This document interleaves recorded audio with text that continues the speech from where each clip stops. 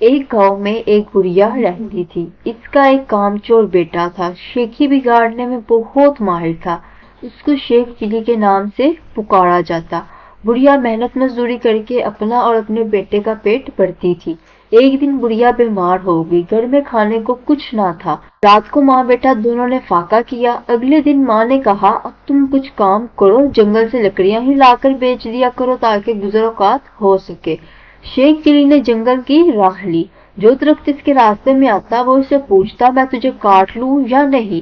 किसी दरख्त ने भी इसका जवाब ना दिया। शाम होने को थी। शेख चिली घर वापस आने का इरादा कर ही रहा था कि एक दरख्त पर नजर पड़ी। उसके पास जाकर खड़ा हुआ और पूछा, मैं तुझे काट लूं? दरख्त बोला, हाँ काट लो, मगर एक नसीहत करता हूँ। मेरी लकड़ी से पलंग बनाना और बादशाह के दरबार में ले जाना।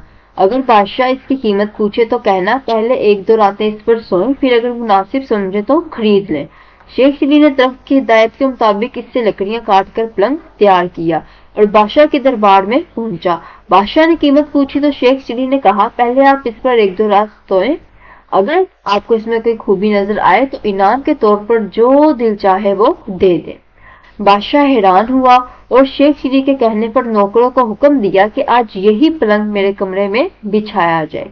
रात हुई। बादशाह इसी पलंग पर सोया तो आधी रात को पलंग का एक पाया बोला, आज बादशाह की जान खतरे में है। दूसरे ने कहा, वो कैसे? तीसरा बोला, बादशाह के जूते में काला सांप है। चौथे ने कहा, बादशाह को चाहिए कि सुबह जूते को अच्छी तरह झाड़ कर पहने।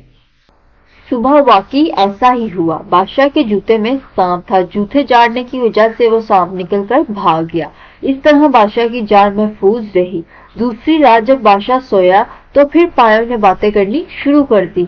एक बोला कि तुम पलंग को संभाले रखो, मैं कुछ खबरें जमा कर लूं। तीनों पायों ने पलंग को थामे रखा। चौथा वापस आया तो इसने खबर सुनाई कि बादशाह का वजीर साजिश करके बादशाह को खत्म करने के बारे में सोच रहा है। फिर दूसरा पाया गया और खबर लाया कि बादशाह की बीवी वजीर के साथ मिलकर बादशाह को जहर देना चाहती है। तीसरे पाया ने तजवीज पेश की कि बादशाह को चाहिए कि वजीर को मरवा दे। चौथा पाया गया और ये खबर लाया कि बादशाह को जो दूध सुबह पीने को दिया जाएगा इसमें जहर होगा। बादशाह ये सब कुछ सुन रहा था। सुबह उठकर जब उसे दूध दिया गया तो उसने पिया नहीं बल्कि एक बिल्ली को पिला दिया। बिल्ली इसे पीते ही मर गई। इससे बादशाह को पता चल गया कि इसका वजीर और बीवी दोनों इसकी जिंदगी खत्म करना चाहते हैं। बादशाह ने वजीर को बरतरफ कर दिया और मलका को महल से रुखसत कर दिया।